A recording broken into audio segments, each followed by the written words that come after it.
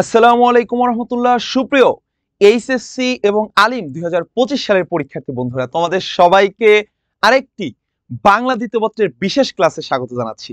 তোমরা অনেকেই আমার প্রিভিয়াস ভিডিওগুলোতে কমেন্ট করেছিলে যে ভাইয়া আমাদের নির্মিতি নিয়ে অনেক ভয়ে আছি, অনেক টেনশনে আছি, কিন্তু আজকের এই ভিডিওটা দেখার পরে আশা করি তোমাদের বাংলা দ্বিতীয় পত্রের নির্মিতি অংশ নিয়ে কোনো ভয় থাকবে না ইনশাল্লাহ। আজকের এই একটা ক্লাসে আমরা বাংলা দ্বিতীয় পত্রের যেই টপিকগুলো আছে প্রায় 70 মার্ক আমি এখানে লিখে রেখেছি। দেখো যে তোমরা ভাইয়া 70 মার্ক কমন পাবা এই আজকের এই একটা ভিডিও থেকে। এখানে অনেকগুলো আমাদের এরকম টপিক আছে যেখানে আমি একটু টপিকগুলো দেখিয়ে দেব, তারপরে বলে দিচ্ছি যে আজকের এই ক্লাস থেকে যেই টপিকগুলো আমরা কভার করব তার কোনো অংশ তোমাদের কোনো প্রকার ভয় থাকবে না। চলো আমরা একটু টপিকগুলো দেখে নেই কি কি আছে। নির্মিতি অংশ, নির্মিতি 70 মার্ক আমরা একটা ক্লাসে আজকে কভার করব। টপিকগুলো কি কি? এখানে ভাইয়া পারিভাষিক শব্দর অনুবাদ লিখতে হয় আমাদেরকে, অথবা যে কোনো একটি অনুবাদ লিখতে হয় যার মার্ক হলো 10। এরপরে বিভিন্ন দিনলিপি, প্রতিবেদন, এগুলো থেকে আমাদের প্রায় 10 মার্কের অ্যান্সার করতে হয়। একটা দিনলিপি লিখতে হয় অথবা একটি প্রতিবেদন লিখতে হয়। এরপরে বৈদ্যুতিন চিঠি অথবা আবেদনপত্র লিখতে হয় যেখানে আমাদের মার্ক প্রায় 10। এবং সারাংশ সারমর্ম রয়েছে, সারাংশ সারমর্ম অথবা ভাব সম্প্রসারণ, সেখান থেকে আমাদের অ্যান্সার করতে হবে যে কোনো একটি। তুমি সারাংশ অথবা সারমর্ম লিখতে পারো অথবা ভাব সম্প্রসারণও লিখতে পারো, তোমাকে এখান থেকে মার্ক রয়েছে 10। এবং সংলাপ অথবা খুদে গল্প, সেখান থেকে 10 মার্ক রয়েছে। সর্বশেষ রচনা থেকে তোমাকে 20 মার্কের অ্যান্সার করতে হবে। তোমরা কি সিলেবাসটা বুঝতেছো ভাইয়া? মানবন্টনটা বুঝতেছো? মানবন্টনটাতে তোমার এখানে তাহলে কি কি রইলো দেখো তো। মানবন্টনটা সবাই একটু দেখো, আমি একটু সাইডে যাচ্ছি, তোমরা মানবন্টনটা ভালো করে দেখো।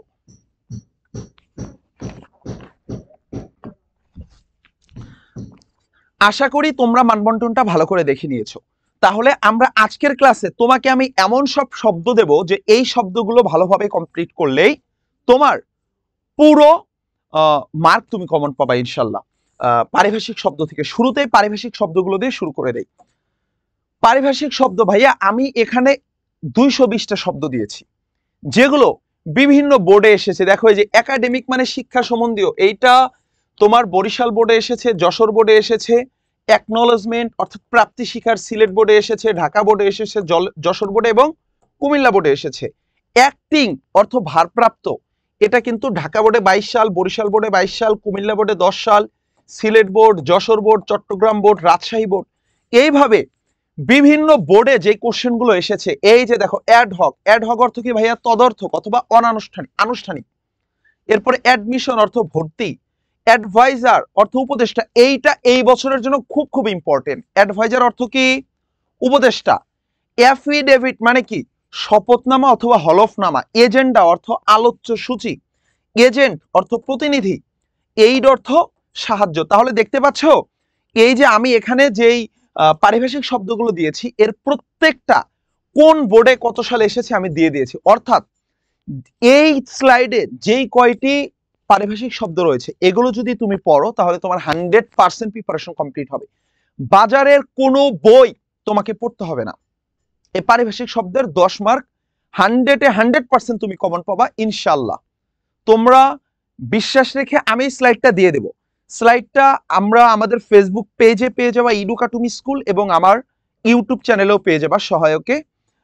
তোমরা প্রত্যেককে আমাদের হোয়াটসঅ্যাপ গ্রুপটাতে আমরা এই পিডিএফটা দিয়ে দেব, সেখান থেকে পিডিএফটা ঝটপট ডাউনলোড করে নেবা। ঠিক আছে? যারা যারা হোয়াটসঅ্যাপ গ্রুপে অ্যাড নেই তারা নিচে কমেন্ট করে জানাতে পারো, তোমাদেরকে আমরা লিঙ্ক দিয়ে অ্যাড করে নেব। আর যারা পিডিএফটা ডাউনলোড করতে পারতেছ না তারাও কমেন্ট বক্সে জানাবা, আমরা পুরো পিডিএফটা তোমাদেরকে একদম সম্পূর্ণ বিনামূল্যে দিয়ে দেবো ইনশাল্লাহ। তাহলে ভাইয়া এই যে আমাদের প্রথম যে বিষয়টি ছিল সেটি হলো পারিভাষিক শব্দ এবং অনুবাদ 10 মার্ক। এই 10 মার্কের জন্য আমি তোমাকে যতগুলো পেজ দিচ্ছি এই পেজগুলো দেখলেই তোমার একদম কাভার হয়ে যাবে। দেখো আমি এই যে দিয়ে রাখছি, এরপরে আরো এক পেজ আছে। টোটাল আমি 220টি দিয়েছি। এই 220টি শব্দ যদি তুমি পড়ে ফেলো, 220টি শব্দ ভাইয়া ওয়ার্ড, এর ভিতরে 1 থেকে 150 ওয়ার্ড তুমি অলরেডি জানো, আর বাকি 50 থেকে 60টা ওয়ার্ড তোমার কাছে নতুন মনে হতে পারে, 1-2 বার দেখলেই মুখস্থ হয়ে যাবে। যেমন এই দেখো, এই যে জোন মানে অঞ্চল, জোন অর্থ অঞ্চল, এটা যশোর বোর্ডে এসেছে, রাজশাহী বোর্ডে এসেছে, কুমিল্লা বোর্ডে এসেছে, দিনাজপুর বোর্ডে এসেছে। আচ্ছা, জোন মানে যে অঞ্চল, এটা কি খুব কঠিন? বলো, কত সহজ না? এই যে ভ্যালিড, ভ্যালিড মানে বৈধতা, ভ্যালিডিটি, ভ্যালিড মানে বৈধ, এটা দিনাজপুর বোর্ডে এসেছে, চট্টগ্রাম বোর্ডে, ঢাকা বোর্ডে, কুমিল্লা বোর্ডে। ভ্যালিডিটি অর্থ কি? বৈধতা। এরপরে ভ্যানু অর্থ স্থান, তারপরে ভায়োলেশন মানে লঙ্ঘন করা, ভিশন অর্থ লক্ষ্য, ভাইস ভক অর্থাৎ মৌখিক পরীক্ষা, ভোকাবুলারি শব্দ ভান্ডার, ভোকেশন অর্থাৎ বৃত্তি, ওয়াকআউট অর্থাৎ বর্জন করা। এই যে টপিকগুলো আছে, যে এক্স রে মানে রঞ্জন রশ্মি, এগুলো সব কিন্তু তোমরা পারো, তাই না? জাস্ট রিভিশন করবা। তাহলে আমি এখানে যতগুলো পেজ দিয়েছি, তোমরা এই সবগুলো পেজ ভালো করে পড়ে নেবা ইনশাল্লাহ। আমি তোমাদেরকে এই স্লাইডটি সম্পূর্ণ দিয়ে দেব। ঠিক আছে, দেখো কতগুলো পেজ আছে। তোমরা যদি এই প্রত্যেকটি পেজ দেখে ফেলতে পারো, মাত্র 220টা আছে। এই 220টা যদি তুমি ভালো করে পড়ে ফেলতে পারো, তাহলে তোমার পারিভাষিক শব্দ নিয়ে আর কোনো টেনশন থাকবে না ইনশাল্লাহ। তোমরা বুঝেছো? আশা করি বুঝেছো। তাহলে চলো আমরা নেক্সট টপিকটাতে যাই। নেক্সট টপিকটা কি ভাইয়া? নেক্সট টপিকটা হচ্ছে দিনলিপি। তোমাদেরকে দিনলিপি লিখতে হয়, এখান থেকে 10 মার্ক থাকবে তোমার। হয় দিনলিপি লিখবা অথবা একটি প্রতিবেদন লিখবা, যে কোনো একটা তুমি লিখতে পারো। সাপোজ আমি তোমাকে দিনলিপিটাই দিলাম, তাহলে দেখো দিনলিপিতে কি কি রয়েছে। আমি তোমাদেরকে এইখানে মাত্র 8টা দিনলিপি দিয়েছি, মাত্র 8টা। তুমি যদি ভালো করে এই 8টা দিনলিপি দেখো না, তোমার 100% কমন পাবা ইনশাল্লাহ। মানে তুমি যদি এই 8টা দিনলিপি প্র্যাকটিস করো বাসায়, যদি কোনো কারণে এই 8টার বাইরে থেকেও আসে, তুমি কিন্তু লিখতে পারবা। কারণ এই 8টা লিখলে, আমি এমন 8টা দিয়েছি যেগুলো বিভিন্ন বছরগুলোতে একাধিকবার এসেছে, এমন 8টাই দিয়েছি। এই 8টা যদি তুমি বাসায় প্র্যাকটিস করো, তাহলে তোমার কি হবে ভাইয়া, যে কোনো জায়গা থেকে আসুক দিনলিপি তুমি লিখতে পারবা। এই অভিজ্ঞতাটা, এই যোগ্যতাটা তোমার ভিতরে তৈরি হয়ে যাবে। কি কি দিয়েছি? 1 নাম্বারটা দিয়েছি, একটি ঐতিহাসিক স্থান ভ্রমণের অভিজ্ঞতা বর্ণনা করো। তুমি লিখলা, তুমি অভিজ্ঞতা বর্ণনা করলা, তুমি সাজেক ভ্যালিতে গিয়েছো, কিন্তু তোমার কাছে আসলো কি যে কক্সবাজারে যাওয়ার একটু অভিজ্ঞতা, ভ্রমণ অভিজ্ঞতা লেখো। তুমি কিন্তু লিখে দিতে পারবা, কারণ তুমি সাজেক ভ্যালিতে যাওয়ার সময় ঢাকা থেকে বের হয়েছো, চিটং গিয়েছো, কিভাবে গিয়েছো সবগুলো কিন্তু তোমার জানা হয়েছে। তুমি যদি খাগড়াছড়ি ভ্রমণ করে থাকো আর রাঙামাটি ভ্রমণের একটি দিনলিপি বা অভিজ্ঞতা চাই, তুমি কিন্তু বানিয়ে লিখতে পারবা। অথবা তুমি গিয়েছো গাজীপুর সাফারি পার্কে, কিন্তু তোমার পরীক্ষায় আসলো অন্য একটি সাফারি পার্কে যাওয়ার তথ্য চাইলো, তুমি কিন্তু খুব সুন্দর করে লিখতে পারবা, কারণ একটা সফরের তথ্য অলরেডি তোমার শেখা আছে। দ্বিতীয় নাম্বার যেটা দিয়েছি ভাইয়া, সেটা হলো কলেজের প্রথম দিনের অনুভূতি নিয়ে একটি দিনলিপি লেখো। এইটা মোস্ট ইম্পর্টেন্ট, এইটা অনেকগুলো বোর্ডে এসেছে, অনেকগুলো বোর্ডে এই প্রশ্নটা এসেছে। কলেজের প্রথম দিনের অনুভূতি নিয়ে একটি দিনলিপি লেখো। এরপরে দেখেন, মাধ্যমিক পরীক্ষায় ফল প্রকাশ নিয়ে দিনলিপি লেখো। মাধ্যমিক পরীক্ষায় ফল প্রকাশ নিয়ে একটি দিনলিপি লেখো। তাহলে এই যে ভাইয়া মাধ্যমিক পরীক্ষায়, এইটা নিয়ে আমি দেখলাম অনেকবার এসেছে, প্রায় কয়েকটা বোর্ডে এসেছে আমি দেখলাম। এই মাধ্যমিক পরীক্ষার ফল প্রকাশ নিয়ে একটি দিনলিপি লেখো, এইটা তুমি যদি বাসায় প্র্যাকটিস করো ইনশাল্লাহ কমন পেয়ে যাবে। এরপরে আছে বইমেলা নিয়ে দিনলিপি লেখো, 21শে বইমেলা নিয়ে। তো তুমি যদি বইমেলা নিয়ে দিনলিপিটা প্র্যাকটিস করো, তুমি কিন্তু অন্য এই রিলেটেড যে কোনো একটা দিনলিপি আসলে তুমি খুব চমৎকার অ্যান্সার করতে পারবা ইনশাল্লাহ। এরপরে দেখো, বিজয় দিবস উদযাপন নিয়ে একটি দিনলিপি লেখো। তুমি বিজয় দিবস উদযাপন নিয়ে একটি দিনলিপি লিখেছো, বাসায় প্র্যাকটিস করেছো। কোনো কারণে যদি তোমার পরীক্ষায় কি নিয়ে আসলো, যে আন্তর্জাতিক মাতৃভাষা দিবস উদযাপন নিয়ে একটি দিনলিপি লেখো, তুমি কিন্তু লিখতে পারবা, কারণ তুমি অলরেডি এই রিলেটেড একটা লিখে প্র্যাকটিস করেছো। অথবা স্বাধীনতা দিবস নিয়ে একটা শিখলা, তুমি অন্য যে কোনো একটা জাতীয় দিবস নিয়ে খুব চমৎকার করে লিখতে পারবা। এরপরে আছে ভাইয়া পহেলা বৈশাখ বা বাংলা নববর্ষ নিয়ে দিনলিপি লেখো। লঞ্চ ডুবির ঘটনা নিয়ে একটি দিনলিপি লেখো, এটাও আমি দেখেছি একাধিক বোর্ডে এসেছে। এবং সর্বশেষ রেখেছি গ্রাম্য মেলা নিয়ে একটি দিনলিপি লেখো। বৈশাখ মাসে আমাদের গ্রামগঞ্জগুলোতে বিভিন্ন প্রকার মেলা হয় না, এইরকম কোন একটি মেলা নিয়ে তুমি একটি দিনলিপি লেখো, তুমি কিন্তু খুব চমৎকার করে লিখতে পারবা। তাহলে আমি তোমাদের দিনলিপির যে 10 মার্ক আছে, সেই 10 আউট অফ 10 নিশ্চিত করার জন্য আমি তোমাদেরকে দিলাম ভাইয়া এইখানে যে 8টি রয়েছে, এই 8টি ভালো করে প্র্যাকটিস করলে ইনশাল্লাহ তুমি কমন পেয়ে যাবা। এরপরে আসো, এরপরে আমরা দিয়েছি প্রতিবেদন নিয়ে। প্রতিবেদনটা কিন্তু দুই ধরনের হয়, একটা হলো প্রাতিষ্ঠানিক প্রতিবেদন, আর একটা হলো সংবাদপত্রে প্রকাশের জন্য প্রতিবেদন। আমি এই জায়গাতে তোমাদের জন্য মাত্র 10টি প্রতিবেদন দিয়েছি। তোমরা যদি এই 10টি প্রতিবেদন প্র্যাকটিস করে নাও ভাইয়া, তাহলে তোমরা নিশ্চিত কমন পাবা ইনশাল্লাহ। প্রথমটা কি ভাইয়া? বার্ষিক ক্রীড়া অনুষ্ঠান সম্পর্কিত প্রতিবেদন, ছাত্রাবাস সমস্যার উপর প্রতিবেদন, সড়ক দুর্ঘটনার কারণ এবং প্রতিকারের সুপারিশ সহ প্রতিবেদন, খাদ্যে ভেজালের কারণ ও তার প্রতিকার শিরোনামে প্রতিবেদন। এই যে প্রতিবেদনটা, এইটা কিন্তু তোমার লিখে দেবে যে প্রতিষ্ঠান প্রধান বরাবর দাও অথবা সংবাদপত্রে প্রকাশের জন্য প্রতিবেদন লেখো। প্রতিবেদনটা কিভাবে লিখলে সর্বোচ্চ মার্ক পাওয়া যাবে, এই রিলেটেড তোমাদেরকে আমি আরেকটি ভিডিও এই চ্যানেলে আপলোড করে দেব, তোমরা দেখে নিবা ইনশাল্লাহ। তাহলে আশা করি তোমাদের প্রতিবেদন নিয়ে কোনো প্রকার ভয় কাজ করবে না। আশা করি তোমরা এটা লিখতে পারো। তারপরেও আমি আরেকটা ভিডিও দিয়ে দেব কিভাবে প্রতিবেদন লিখতে হয়। এর জন্য কিন্তু তোমরা চ্যানেলটা সাবস্ক্রাইব করে রাখতে পারো, যে তোমাদের এরপরে এই রিলেটেড, আজকে তো তোমাদেরকে আমি বাংলা দ্বিতীয় পত্রের 70 মার্ক কমনের সাজেশন দিচ্ছি, এরপরে সামনে বাংলার সবগুলো এমসিকিউ নিয়ে আমি একটা ভিডিও করব, যেখানে আমি তোমাদেরকে প্রায় 300টা এমসিকিউ সলভ করাবো। তো এইরকম আমাদের সামনে আরো অনেক ভিডিও আসবে। আমাদের পেজ এবং আমাদের চ্যানেল তোমরা সাবস্ক্রাইব করে রাখতে পারো। এরপরে যেটি দেব সেটি হলো যুব সমাজের নৈতিক অবক্ষয়ের কারণ এবং প্রতিকার বিষয়ে প্রতিবেদন। এটি তোমরা লিখতে পারো, লিখে প্র্যাকটিস করবা। এইটা আমি দেখলাম প্রায় 3বার কি 4বার আসছে। পরিবেশগত ভারসাম্য রক্ষার জন্য চাই বৃক্ষরোপণ শিরোনাম, চাই বৃক্ষরোপণে, যে এই শিরোনামে একটি প্রতিবেদন তোমাদের আসতে পারে। দুর্নীতির কারণ ও তার প্রতিকার বিষয়ে একটি প্রতিবেদন রচনা করো। যানজট একটি ভয়াবহ সমস্যা শিরোনামে পত্রিকায় প্রকাশের জন্য একটি প্রতিবেদন রচনা করো। খাদ্যে ভেজালের কারণ ও প্রতিকার নিয়ে প্রতিবেদন রচনা করো। নিত্য প্রয়োজনীয় দ্রব্যমূল্যের ঊর্ধ্বগতি এবং তার প্রতিকার সম্পর্কে প্রতিবেদন রচনা করো। তাহলে এইখানে আমি যতগুলো দিয়েছি, তোমরা যদি এই প্রতিবেদন কয়টা প্র্যাকটিস করো ঠিকভাবে, আমি বিশ্বাস করি তোমরা 10 আউট অফ 10 এখানে তোমরা কমন পেয়ে যাবা ইনশাল্লাহ।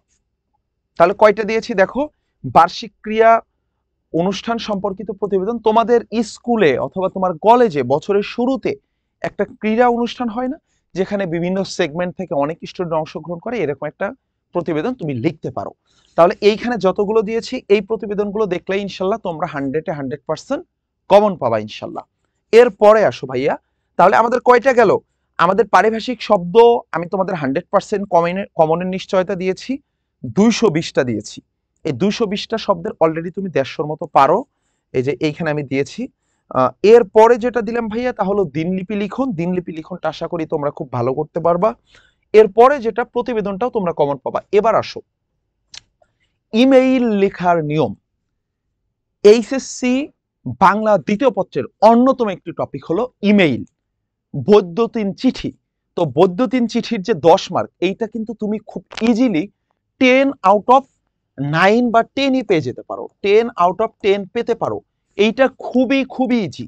কিভাবে লিখতে হবে, জাস্ট তুমি যদি স্ট্রাকচারটা শিখে নাও। আমি এইখানে তোমাকে কোনো টপিক দেব না যে ভাইয়া তুমি এই 5টা ইমেল পড়ো তুমি কমন পাবা, তোমার কমন পাওয়ার দরকার নাই। তুমি যে কোনো টপিক দিক তুমি বানায়া যা লিখবা, যাই লেখো, শুধু তোমার যদি বানান শুদ্ধ থাকে তুমি ফুল মার্ক পেয়ে যাবা, যে কোনো টপিকে ইমেইল চাক না কেন। এই ইমেইলটা অনেকবার এসেছে, সেই জন্য আমি এই ইমেইলটার একটা প্র্যাকটিস সহ দিয়ে দিয়েছি, যে ইন্টারনেট ব্যবহারের কুফল এবং সুফল এবং কুফল নিয়ে। তাহলে ভাইয়া ইমেইলের আমাকে সাজেশনে আপনি কেন ইমেইল দিচ্ছেন না? আমি তোমাকে 5টা 10টা ইমেইলের নাম দিয়ে দিচ্ছি না, আমি জাস্ট একটা ইমেইলের স্ট্রাকচারটা শিখিয়ে দিচ্ছি। এইটা দেখলে তুমি 100% 10 আউট অফ 10 পেয়ে যাবা। কিভাবে লিখবা দেখো, ইমেইল লেখার নিয়ম এক পাশ থেকে লিখতে হবে। তোমার কিন্তু কখনো এইখানে লিখে আবার মাঝখান থেকে এইদিকে দিক শুরু করা যাবে না, একদম ঠিক জায়গা থেকে শুরু করতে হবে। এই পাশ থেকে প্রথমে তোমাকে ফ্রম লিখতে হবে, ফ্রমে প্রথম লেটারটা কি হবে, ক্যাপিটাল লেটার হবে। এরপরে ভাইয়া ইমেইল লেখার ক্ষেত্রে এইটা মনে রাখবা যে ইমেইলে কিন্তু সবগুলোই কি হয়, ছোট হাতের অক্ষরে লিখতে হয়। এই যে এখানে আমি লিখেছি xyz@gmail.com, এখানে তুমি লিখলা, সাপোজ আমার নামটা আমি লিখলাম যে নোমান, ওকে, আমি এখানে নোমান লিখলাম, যে আমার ইমেইল অ্যাকাউন্টটা কি, আমার এই ইমেইল অ্যাকাউন্টটা হচ্ছে নোমান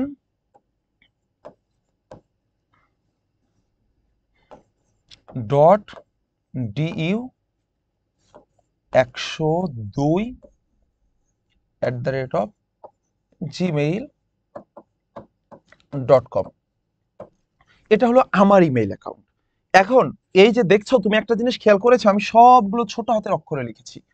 আমি ইমেইল অ্যাড্রেস লেখার ক্ষেত্রে, তোমরা যদি পরীক্ষার খাতায় ভুল করেও কেউ এই কাজটা করো, যে একটা লেটার তুমি কি করলা, সাপোজ বড় হাতের অক্ষরে লিখলা নো মান, তাহলে কিন্তু এটা ভুল হয়ে যাবে। বুঝতেছো? তাহলে ইমেইল লেখার ক্ষেত্রে ফার্স্টে কি মনে রাখতে হবে, ইমেইল যে অ্যাড্রেসটা লিখবা, দুটো ইমেইল অ্যাড্রেসে কি করতে হবে ভাইয়া, সম্পূর্ণ ছোট হাতের অক্ষরে হতে হবে।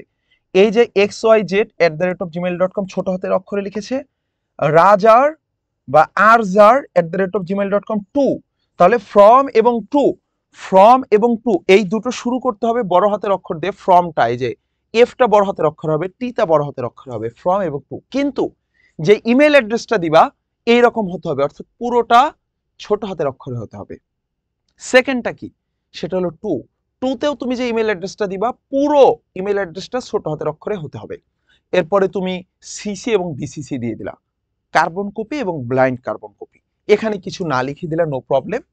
এরপরে সাবজেক্টটা লিখবা, সাবজেক্টে তুমি এই টপিকটা লিখে দিবা, বিষয়টা লিখে দিবা, যে তুমি কোন বিষয়ে ইমেইলটা চেয়েছে।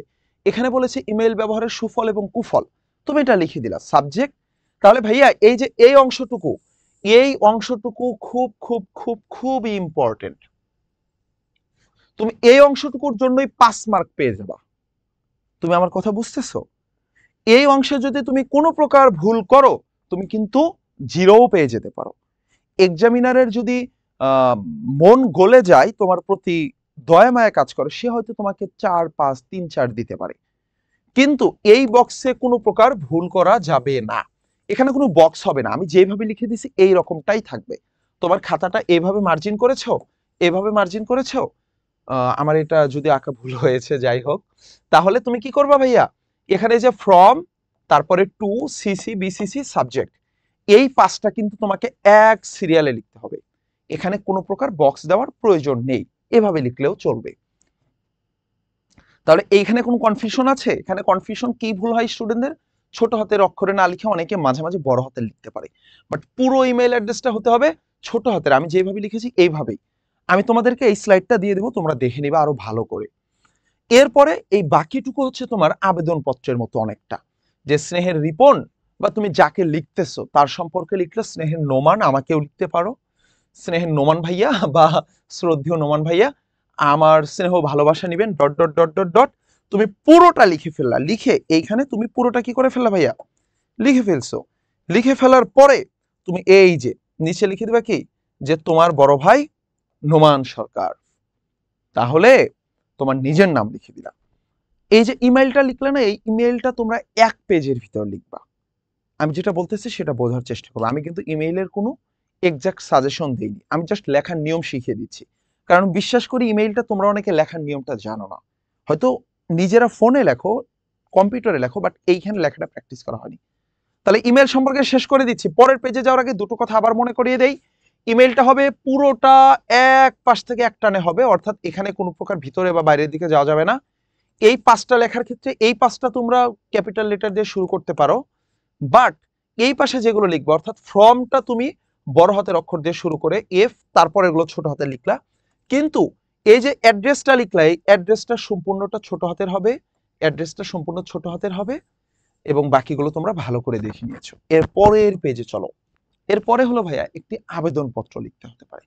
আবেদনপত্রে কিভাবে লিখবা? আবেদনপত্রের ক্ষেত্রেও আমি একটা আবেদনপত্র দিয়েছি যেটা অনেক বেশি বার আসে, বিনা বেতনে পড়ার অনুমতি চেয়ে অধ্যক্ষের কাছে একখানে আবেদনপত্র লেখো। শোনো, আবেদনপত্রের জন্য আমি তোমাদেরকে কোনো সাজেশন দেব না, কিন্তু আমি স্ট্রাকচার শিখিয়ে দেব। যে কোনো জায়গা থেকে তোমার আবেদনপত্র আসুক, তুমি সর্বোচ্চ মার্ক পাবা ইনশাল্লাহ, তুমি অনেক ভালো অ্যান্সার করতে পারবা যদি তুমি এই স্ট্রাকচারটা ভালো করে দেখে নাও। তাহলে এখানে কি কি আছে ভাইয়া দেখো, স্ট্রাকচারটা কি, এখানে কিন্তু তোমার এই যে স্টার্টিংটা, অর্থাৎ ফার্স্টে তুমি তারিখটা দিবা, তারিখ দিলা, তারপরে বরাবর অধ্যক্ষ, তোমার যে কোনো একটা কলেজের নাম দিবা, ক কলেজ, খ কলেজ, গ কলেজ, নিজের কলেজের নাম ভুলেও লিখবা না। আমার কথা বুঝতেছো? নিজের কলেজের নাম ভুলেও লিখবা না। এখানে তাহলে কি করবা, যে কোনো একটা কলেজের নাম দিবা, তারপরে অ্যাড্রেসটা লিখে দিলা। এই যে তথ্যটুকু লিখতেছো না, আমি তোমার আবেদনপত্রের ফার্স্ট কথা যেটা বলবো, এই সবগুলো এক টানে শুরু করতে হবে। মানে তুমি যেই জায়গা থেকে শুরু করবা, ফার্স্ট লাইনটা, সেকেন্ড লাইনটা ঠিক সেই জায়গা থেকে শুরু করবা, থার্ড লাইন থেকে সেই জায়গা থেকে, এই আগে বা পরে হওয়া যাবে না। বুঝতেছো? তাহলে তোমার এই লেখাটা সম্পূর্ণটা এক টানে হবে। অর্থাৎ তুমি যেখান থেকে শুরু করছো, ফার্স্ট লাইনটা, সেকেন্ড লাইনটা সেই জায়গা, থার্ড লাইনও সেই জায়গা, ফোর্থ লাইন, ফিফথ লাইন সবগুলো একই জায়গা থেকে শুরু করতে হবে। ওকে, তাহলে ভাইয়া এখানে কি করবা, এই যে এই বানানটা ভুল হওয়া যাবে না, অধ্যাক্ষ। অনেকেই জ ফলার পর একটা আকার দিয়ে দাও, এটা কিন্তু ভুলেও দেওয়া যাবে না।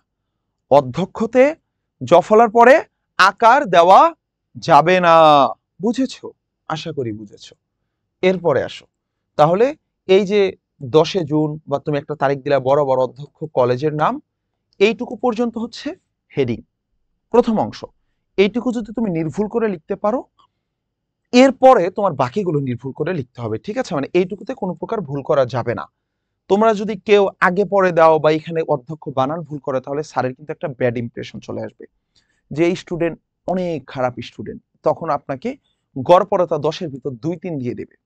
কিন্তু আপনার টার্গেট থাকতে হবে, এনি হাউ আমি 10-এর ভিতরে এখানে 9 উঠাবো, আমাকে 9 পেতেই হবে। তাহলে বাকি স্ট্রাকচারটা ঠিকভাবে লিখতে হবে। আসেন, জনাব লিখলেন, ঠিক এই বরাবর প্রত্যেকটা লাইন শুরু করবেন। ওকে, শেষ করেছেন আপনি, বডিটা শেষ করলেন। হ্যাঁ, এরপরে এই যে নিবেদক, আপনার অনুগত ছাত্র নোমান সরকার, দ্বাদশ শ্রেণী, বিজ্ঞান শাখা, রোল 9, এইটা যে লিখলেন স্যার, এটাও এই বরাবর শেষ করতে হবে।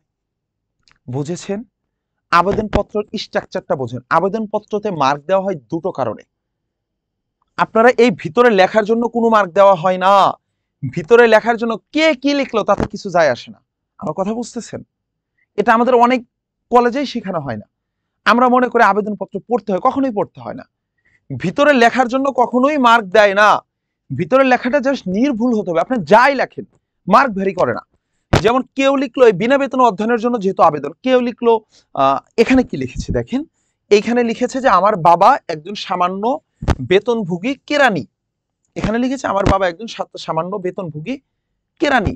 এখন একজন লিখলো আমার বাবা একজন রিক্সাওয়ালা, আর একজন লিখলো আমার বাবা একজন জেলে, একজন লিখলো আমার বাবা একজন মাঝি, একজন লিখলো আমার বাবা একজন দিনমজুর। এই যে বাবার কর্ম চেঞ্জ হচ্ছে, পেশা চেঞ্জ হচ্ছে, এই জন্য কি তাদের মার্ক কমবে পারবে? কখনো না। তাহলে ভিতরে কি লিখলো, সে তথ্যটা বাবার সম্পর্কে কি লিখলো, এইটার জন্য মার্ক কমবে পারবে না। তাহলে স্যাররা কি এটা দেখে না? ইয়েস, স্যাররা দেখে বানানটা ঠিক আছে কিনা।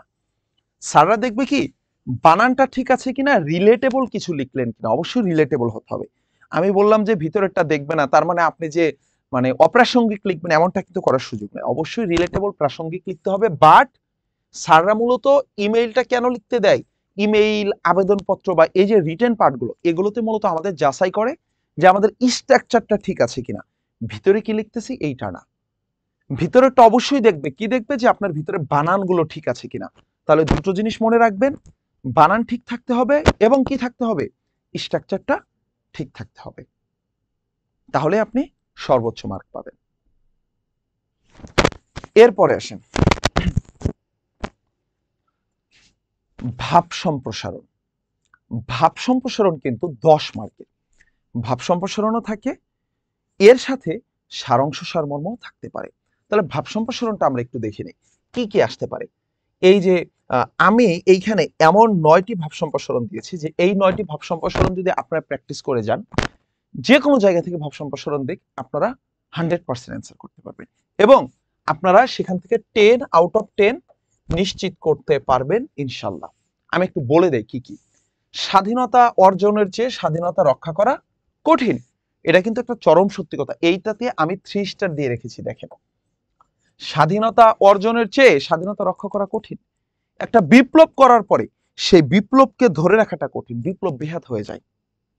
আমরা অনেক কষ্ট করে স্বাধীনতা অর্জন করি, অনেক কষ্টে জীবন অনেক বড় বড় সফলতা অর্জন করি, কিন্তু সেই সফলতা ধরে রাখা অনেক কঠিন। এইটা খুব ইম্পর্টেন্ট। এরপর আছে দুর্জন বিদ্বান হলেও পরিত্যাজ্য। একজন অনেক জ্ঞানী, সে ভার্সিটি শিক্ষক, কিন্তু তার চরিত্র ঠিক নাই, তাহলে কি সেই জ্ঞানী ব্যক্তির দরকার আছে আমাদের? সমাজের কোনো উপকারে আসবে? কখনোই না। তাহলে কি দুর্জন বিদ্বান হলেও পরিত্যাজ্য, এইটা নিয়ে কিন্তু আপনারা বাসায় অনেক প্র্যাকটিস করবেন। এটাকেও আমি 3 স্টার দিয়েছি। দেখেন এই 9টার ভিতরে আমি মাত্র কয়েকটাকে 3 স্টার দিয়েছি। কয়টাকে? 4টা থেকে 5টা। এই 4-5টা আপনারা বেশি বেশি প্র্যাকটিস করবেন। আরো একটি 3 স্টার দিয়েছি এর পরেরটাও, স্বদেশের উপকারে নাই যার মন, কি বলে মানুষ তারে পশু সেই জন। তাহলে নিজের দেশের উপকারে যার কোনো মন নেই, নিজের দেশের উপকারে যার মন নেই, সে কিনা মানুষ না, সে একজন পশুর মতো। সে শুধু নিজেকে নিয়ে কাজ করে, নিজের উপকারের জন্যই কাজ করে, দেশের জন্য দশের জন্য যার কোনো মাথা ব্যথা নেই। তাহলে এইটা নিয়ে আপনারা অনেক প্র্যাকটিস করতে পারেন, অথবা দেশপ্রেম ইমানের অঙ্গ, এটা নিয়েও আসতে পারে। সুশিক্ষিত লোক মাত্রই স্বশিক্ষিত অনেকবার এসেছে, ক্লাস 9, 10, 7, 8 থেকে আপনারা প্র্যাকটিস করে আসতেছেন, এটাও আমি এখানে রেখেছি, এটা অনেক ইম্পর্টেন্ট। ক্ষুধার রাজ্যে পৃথিবী গদ্যময়, পূর্ণিমার চাঁদ যেন ঝলসানো রুটি। যখন আপনার কাছে অনেক ক্ষুধার্ত লাগবে, তখন কিন্তু এই পৃথিবীটাকে কি মনে হবে আপনার কাছে? গদ্যময় মনে হবে, মানে রসকসহীন মনে হবে। এবং পূর্ণিমার চাঁদ এত সুন্দর, সেটাকেও আপনার কাছে মনে হবে একটা ঝলসানো রুটি, ক্ষুধায় খেয়ে ফেলতে ইচ্ছা করবে। তাহলে বুঝতেছেন আমার কথা, যে ক্ষুধার রাজ্যে পৃথিবী গদ্যময়, পূর্ণিমার চাঁদ যেন ঝলসানো রুটি, এইটা অনেক অনেক গুরুত্বপূর্ণ আপনাদের ভাব সম্প্রসারণের জন্য। প্রাণ থাকলেই প্রাণী হয়, কিন্তু মন না থাকলে মানুষ হয় না। যত মানুষের ভিতরে প্রাণ আছে, সবাই কিন্তু মানুষ না। প্রাণ আছে, সে প্রাণী, কিন্তু সে মানুষ না, সে পরিপূর্ণ মানুষ হতে পারে না। আপনারা সবাই একটু স্ক্রিনে ভালো করে দেখতে পারেন, আমি সামনে দাঁড়িয়ে থাকার জন্য অনেকেই হয়তো এটাকে ঠিকভাবে দেখতে পারেন না, আমি মাঝে মাঝে একটু স্ক্রিনের সামনে থেকে দূরে সরে যাই জন্য। তারপরেরটা দেখেন, কীর্তিমানের মৃত্যু নাই। অর্থাৎ যে ব্যক্তি কীর্তিমান, সে কি কীর্তিমান, সে অনেক কাজ করে, তাহলে সে কিন্তু তার কাজের মধ্যেই জীবিত থাকে, সে কখনোই মৃত্যুবরণ করে না। তাহলে কীর্তিমানের মৃত্যু নাই, কীর্তিমানের মৃত্যু নাই। আশা করি এটা আপনারা বুঝতে পেরেছেন। এটা আপনারা লিখতে পারবেন যে মানুষ বেঁচে থাকে তার কীর্তির মাধ্যমে। কোনো একজন ব্যক্তি যদি পৃথিবীতে অনেক বেশি সৃষ্টিকর্ম রেখে যায়, তাহলে সেই সৃষ্টিকর্মের মধ্যেই সে জীবিত থাকে। এরপরে আসেন, অথবা এটাও লিখতে পারেন যে মানুষ বাঁচে তার কর্মের মধ্যে, বয়সের মধ্যে নহে। আরেকটি দিয়েছি, অন্যায় যে করে আর অন্যায় যে সহে, তব ঘৃণা যেন তারে তৃণ সমদহে। এটাও প্র্যাকটিস করতে পারেন। এবং সর্বশেষ আরেকটি দেওয়া আছে, দণ্ডিতের সাথে দণ্ডদাতা কাঁদে যবে, সমান আঘাতে সর্বশ্রেষ্ঠ সে বিচার। এটাও প্র্যাকটিস করতে পারেন। তাহলে আমি এখানে টোটাল 9টি দিয়েছি। এই 9টি যদি আপনারা প্র্যাকটিস করেন বাসায়, আশা করি আপনারা এখানে 10 আউট অফ 10 নিশ্চিত করতে পারবেন ইনশাল্লাহ ভাব সম্প্রসারণ নিয়ে। এটা লেখার কিছু নিয়ম আছে। এই নিয়মগুলো হলো যে আপনার কিন্তু এটাকে 3টা ভাগে লিখতে হবে, শুধু একভাবে লিখে গেলে হবে না। আপনি এটা 2-2.5 পেজ লিখতে পারেন, 2.5 পেজ পরিমাণ লিখতে পারেন, হাইস্ট 3 পেজ, এত বেশিও লেখার দরকার নাই, 2 থেকে 2.5 পেজ লিখতে পারেন। আপনি শুরুতে কি লিখবেন? শুরুতে আপনি মূল ভাবটা লিখে দিবেন। ধরেন এইটা আপনার পেজ, এই পেজের আপনি একদম শুরুতে মূল ভাবটা লিখে দিলেন, যে সাপোজ আমি কোনটা বললাম, যে স্বাধীনতা অর্জন হচ্ছে, স্বাধীনতা রক্ষা করা কঠিন।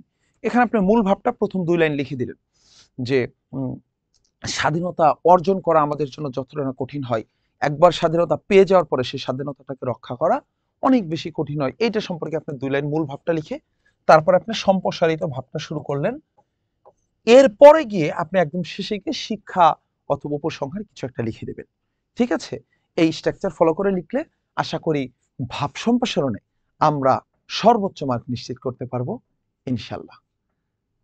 এরপরে আসেন সারাংশ এবং সারমর্ম। আমি আপনাদের জন্য 7টি সারাংশ এবং 13টি সারমর্ম দিয়েছি। এখানে সারমর্ম আসার সম্ভাবনা অনেক বেশি। আপনারা ভাব সম্প্রসারণটাও লিখতে পারেন, অথবা এখান থেকেও যে কোনো দুটো লিখতে পারেন। আমি একটু দেখিয়ে দেই আজকের দুনিয়াটা আশ্চর্যভাবে, এরপরে শেষে যে সন্দেহ থাকে না, এইটা আপনারা দেখতে পারেন। আমি জাস্ট প্রত্যেকটা দিয়ে রেখেছি এখানে, এই যে প্রকৃত জ্ঞানের স্পৃহা ডট ডট ডট এবং উন্মেচিত হবে না, এইটা আপনারা আপনাদের গাইডগুলো থেকে দেখে নেবেন। এগুলো কিন্তু বিভিন্ন বছর বিভিন্ন বোর্ডগুলোতে এসেছে। এখানে আমি মাত্র 7টা সারাংশ এবং সারমর্ম দিয়েছি, সারাংশ দিয়েছি 7টা। এই 7টা সারাংশ আমি স্লাইড দিয়ে দেবো, আপনারা সেখান থেকে দেখে নেবেন। এইটা প্র্যাকটিস করলে আশা করি আপনাদের এই অ্যাবিলিটিটুকু তৈরি হবে। যদি এই 7টা থেকে কমন নাও আসে, আপনি বানিয়ে লিখতে পারবেন ইনশাল্লাহ। এরপরে সারমর্ম, সারমর্মতে কি কি আছে? বসুমতী কেন তুমি ডট ডট ডট, এই যে একেবারে ছাড়ে কিছু দৈন্য আসে, যদি আসে আসুক, তব তলে বসে পান্থ শ্রান্তি, এই যে বন্ধু বলিনি, পরের কারণে স্বার্থ, জোটে যদি মেটে ক্ষুধা জেদা, খিল দুর্বলতা, আসিতেছি শুভদিন, কহিল মনের খেদে, একদা ছিল না জুতা, আমার একার সুখ পরের মেখে শেখা বলি, বিরহ মিলন কত হাসি। এইখানে আমি টোটাল 13টা সারমর্ম দিয়েছি। এই 13টা সারমর্ম আপনারা যদি আপনাদের বাজারে যে কোনো গাইড থেকে, যে কোনো বই থেকে প্র্যাকটিস করেন, এগুলো হচ্ছে সারমর্ম শুরুর অংশটুকু। আমি তো পুরোটা দিয়ে দিতে পারবো না, তাহলে অনেক পেজ হয়ে যাবে। আপনারা যদি এটা প্র্যাকটিস করতে পারেন ইনশাল্লাহ আপনারা সর্বোচ্চ একটা কমন পাবেন। ঠিক আছে, তাহলে এই সারাংশগুলো এবং এই সারমর্মগুলো আপনারা প্র্যাকটিস করে ফেলুন ঝটপট। এরপরে আসেন ভাইয়া, তা হলো সংলাপ রচনা। সংলাপ রচনার জন্য আমি এখানে বেশি দেইনি, মাত্র 8টা দিয়েছি। এই 8টা সংলাপ যদি আপনারা প্র্যাকটিস করেন ইনশাল্লাহ আপনারা সর্বোচ্চ একটা কমন পাবেন। কি কি সংলাপ আছে ভাইয়া? জুলাই বিপ্লব সম্পর্কে দুই বন্ধুর মধ্যে সংলাপ রচনা করো, যে কিভাবে আমরা 2024 সালে জুলাই আগস্টের বিপ্লবে অংশগ্রহণ করেছিলাম, এইটা নিয়ে যদি তোমরা দুই বন্ধুর মধ্যে কথোপকথন বা ডায়লগ করো, এটা প্র্যাকটিস করতে পারেন। সাম্প্রদায়িক সম্প্রীতির মেলবন্ধন হিসেবে দুই বন্ধুর মধ্যে সংলাপ করো, যে আমাদের দেশে হিন্দু, বৌদ্ধ, খ্রিস্টান, মুসলমান সবাই কাঁধে কাঁধ মিলিয়ে কিরকম একটা অসাম্প্রদায়িক সুন্দর সমাজ আমরা বিনির্মাণ করতে পারি অথবা বিনির্মাণ করেছি, আমরা একসাথে চলতেছি, এই যে সাম্প্রদায়িক সম্প্রীতি, এইটা নিয়ে আপনারা একটা সংলাপ প্র্যাকটিস করতে পারেন। তারপরে নারী শিক্ষার গুরুত্ব সম্পর্কে দুই বন্ধুর মধ্যে সংলাপ রচনা করো, যে নারী শিক্ষা কতটা প্রয়োজন। সুশিক্ষিত মা হলে তাহলে জাতীয় সুশিক্ষিত হবে, কারণ নারী শিক্ষার উপর নির্ভর করে যে আগামী প্রজন্ম কেমন হবে। এটা কিন্তু পুরুষ শিক্ষার চেয়ে নারী শিক্ষাটা অনেক বেশি গুরুত্বপূর্ণ। একজন মা সে যতটা সুশিক্ষিত হয় তার সন্তানগুলোকে ততটা ব্রড মাইন্ডে, ততটাই সুশিক্ষিত ভাবে গড়ে তুলতে পারে। তাহলে নারী শিক্ষার গুরুত্ব সম্পর্কে দুই বন্ধুর মধ্যে আলোচনা করো, সংলাপ রচনা করো। বিজ্ঞান চর্চার গুরুত্ব সম্পর্কে শিক্ষক এবং শিক্ষার্থীর মধ্যে সংলাপ রচনা করো। ফেসবুকের সুফল এবং কুফল বিষয়ে দুই বন্ধুর মধ্যে সংলাপ আলোচনা করো, অথবা ইন্টারনেটের সুফল এবং কুফল নিয়েও দুই বন্ধুর মধ্যে আলোচনা করো। বই পড়ার গুরুত্ব সম্পর্কে দুই বন্ধুর মধ্যে সংলাপ রচনা করো। বাল্য বিবাহ নিরোধের গুরুত্ব সম্পর্কে শিক্ষক এবং শিক্ষার্থীর মধ্যে সংলাপ রচনা করো। ইংরেজি শিক্ষার গুরুত্ব সম্পর্কে দুই বন্ধুর মধ্যে সংলাপ রচনা করো। এই যে আমি যেগুলো দিয়ে দিলাম না ভাইয়া, এটা আমি স্লাইডে দিয়ে দেবো, আপনারা ভালো করে দেখে নেবেন। এই 8টা প্র্যাকটিস করলেই ইনশাল্লাহ আপনারা 10 আউট অফ 10 এখানে আপনারা সম্পূর্ণভাবে কমন পেয়ে যাবেন। কিছুটা ঘুরিয়ে দিতে পারে, বাট এই 8টা প্র্যাকটিস করলে হবে। কেমন ঘুরিয়ে দেওয়া?